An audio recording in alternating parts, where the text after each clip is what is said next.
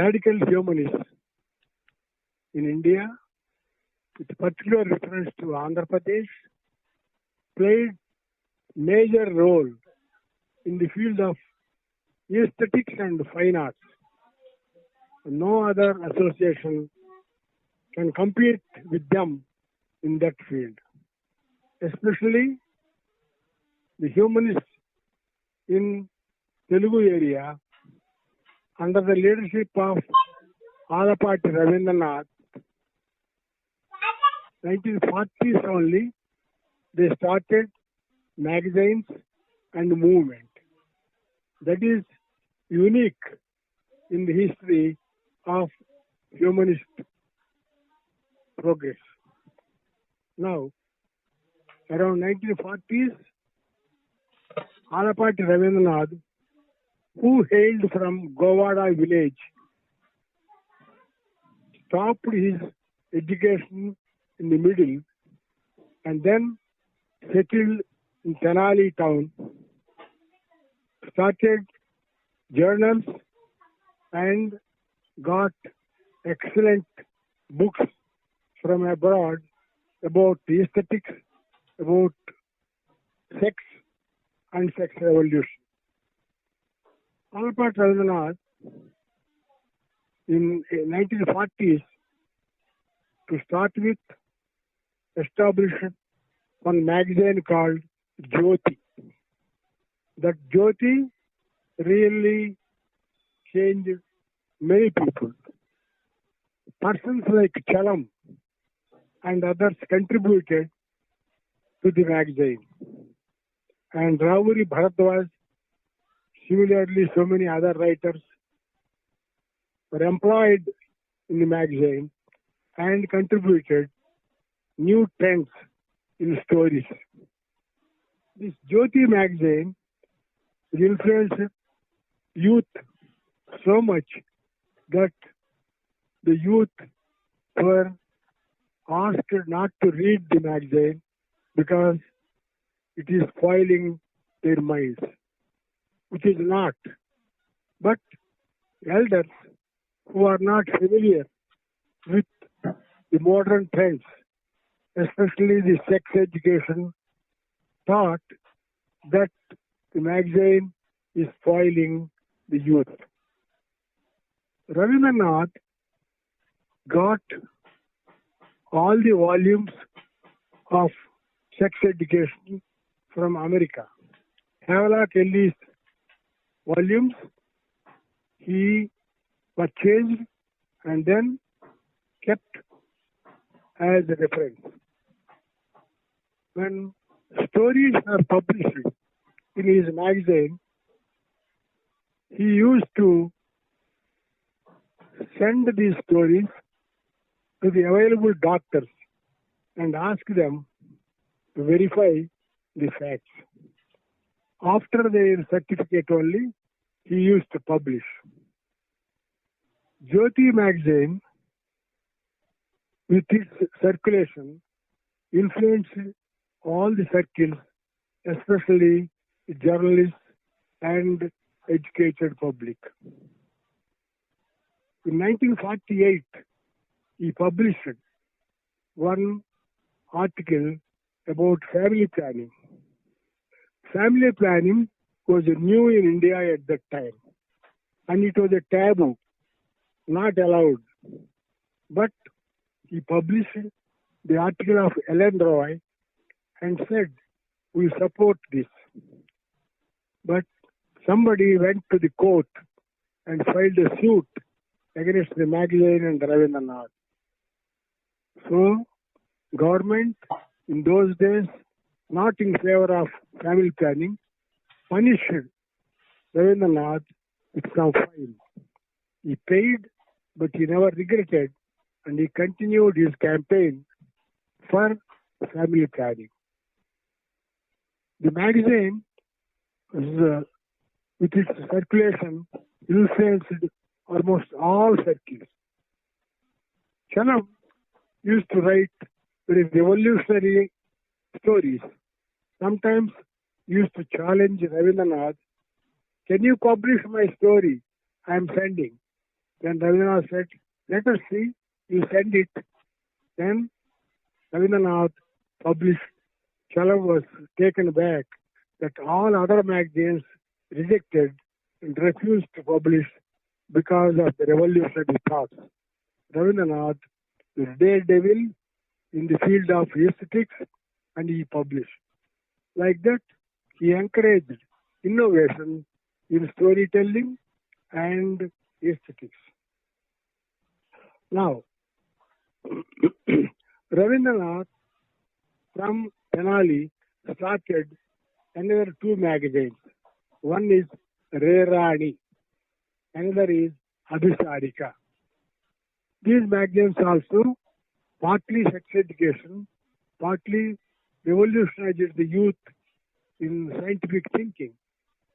But seniors, elders objected at those magazines. When question and answer session is there, he used to send the answers to the local doctors.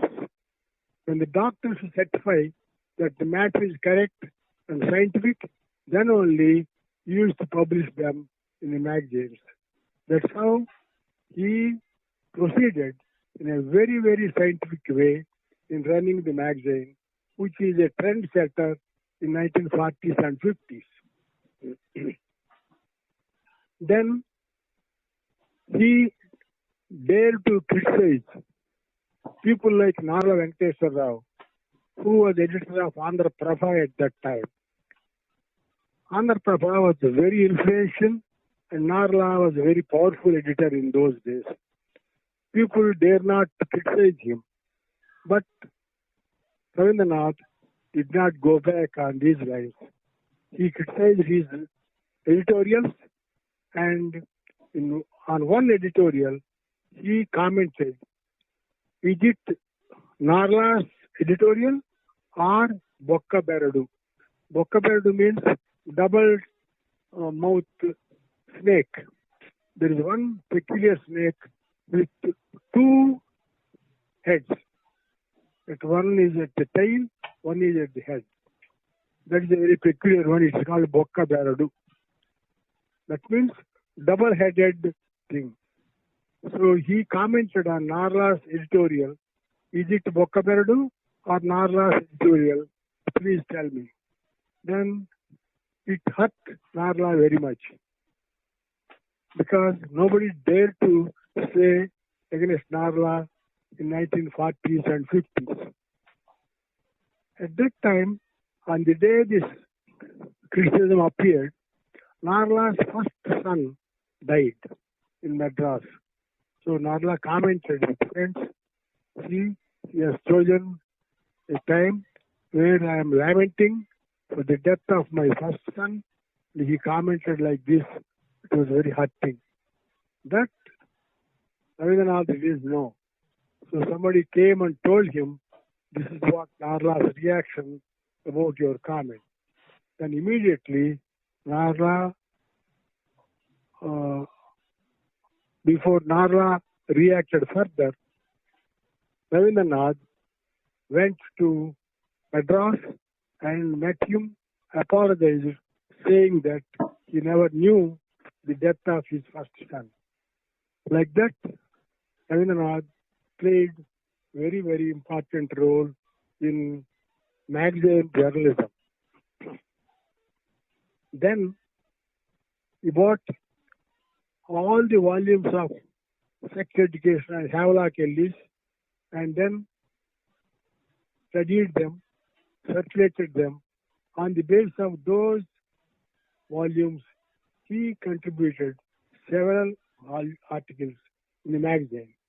That's how Jyoti magazine, Rerani magazine, and Abhisarika played really, really intellectual role, aesthetic role in 1940s and 50s. Then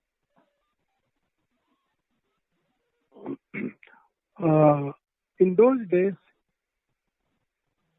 it was difficult to educate the youth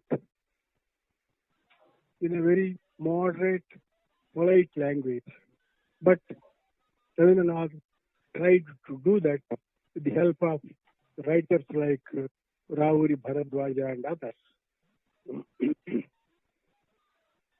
Then he always encouraged the writers to go ahead and then do some innovative things.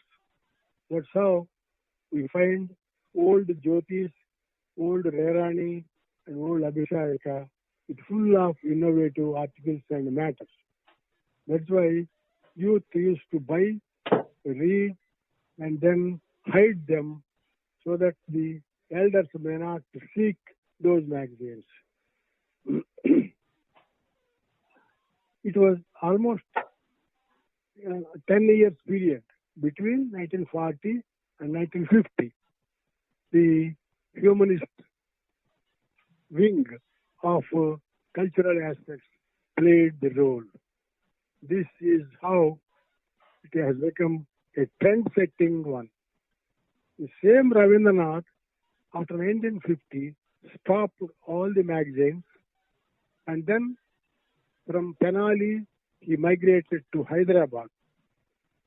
In Hyderabad, he established a printing press called Kala Jyoti. But immediately, he did not start in a magazine. He waited and assessed the situation and then started a new magazine, a monthly called Missy Me. He planned in a systematic way to bring out this Missy Me magazine from Hyderabad. And it was a long gap for him between Tenali and Hyderabad, and also between the magazines which he ran from Tenali, and now he started Missy Me in a new way.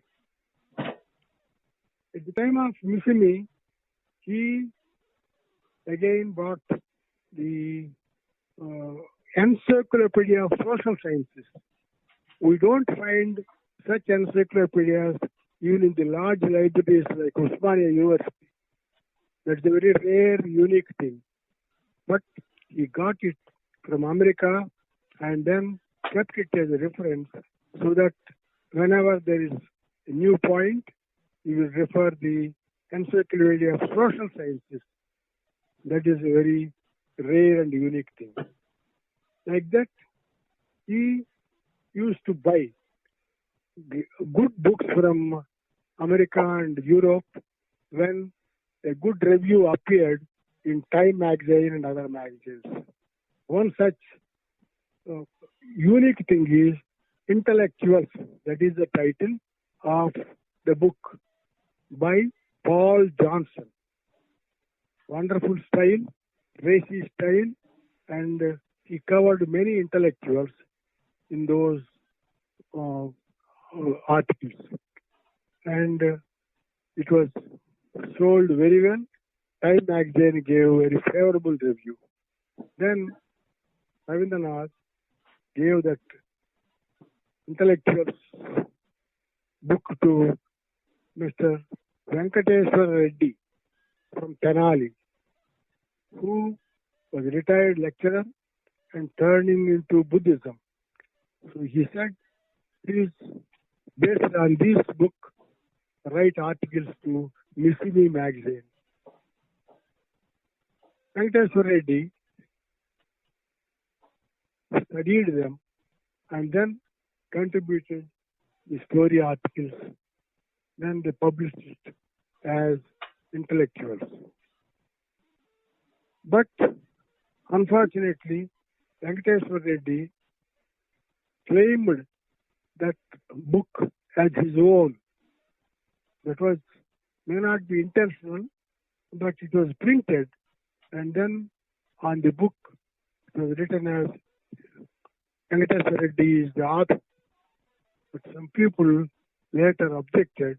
Venkateswara Reddy rejected, saying that I'm not intentional, by mistake it was done, so he made a correction later. The articles in Missy Me magazine were rare, so rare that the Hindu paper, which normally don't acknowledge the regional papers and periodicals, not only acknowledged and praised Rabindranath sky high. Similarly, Inadu normally don't acknowledge other papers and other magazines.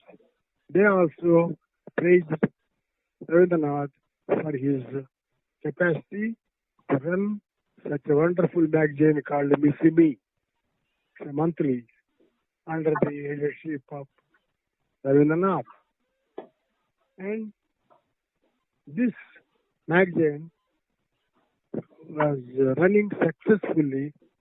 After some years, then he stopped the magazine and then retired. After his retirement, Venkateswar Reddy became the editor, and then it continued, but no comparison between the magazine run by Rabindranath and the magazine run by others. But to pay tribute to the father, the sons of Rabindranath continued the magazine, which is really a tribute to him. So Missimi played a good role, and the articles published in the Missimi magazine were brought out as books and published in the market. He wrote many standard articles about Bertrand Russell, about philosophy, about modern science, about aesthetics, about fine arts, and all the articles were praised sky high. Normally, Rabindranath used to give Time magazine and other standard magazines to some people, ask them to read and contribute articles from that magazine. So, like that, he selected people like Satya Rao, the senior journalist, and Sharmagaru, and others like that. Then he also asked Suitable Boy, a big novel by an Indian published in America, which got very laurels. And he gave that to Komala, asked her to contribute based on the book. It was published and he got good praise and laurels. Similarly, all the articles in Missimi, as long as Rabindranath was editor, was praised. So, in the field of fine arts, humanists played such a major role through magazines and articles and publications. So they never neglected this field. Normally, the political parties and other organizations did not pay much attention to these things because they don't get sufficient money for that. But Rabindranath thought to give importance to aesthetics is very necessary in the life of humanists. So he contributed such rich things in that field. This again went on for some years. Then he retired from Missimi also. Then he gave that to others and retired permanently. Like that, in the humanist movement, the path shown by Rabindranath is tremendously very, very glorious one. So, it started in 1940 and almost ended in 1990s. Thus, the aesthetics of the humanists is memorable and historical. Now, Rabindranath got the original volumes of Buddhism from Ceylon, Thailand, Cambodia, Laos, and so on. So, he used to refer the matter to those books and then refer whenever there is an article in a magazine. Thus, he contributed very, very standard matters on the philosophy of Buddhism. So also on philosophy of Bertrand Russell, philosophy of Roy and others, he asked people to prepare articles based on the material supplied by him. Thus, we find very standard articles on aesthetics and fine arts and other fields in magazines run by Rabindranath. The point is, humanists did not neglect aesthetics, fine arts. They contributed very, very rich way from 1940s to 1990s. Thus, is a way showing to others how important it is to contribute fine arts so that people will know an all-rounder, not in one way. Usually political parties stress on only one theory and then neglect all others. But Rabindranath said it is not correct. We have to take the aesthetics and fine arts into the consideration. Right. He used to get very standard magazines from Europe and America for his references. And he is one person who got a Time magazine for 40 years without a break. That matter was brought to the notice of the management of Time magazine, and they acknowledged. They sometimes gave him some of the books and magazines free as an acknowledgement of his continuous service.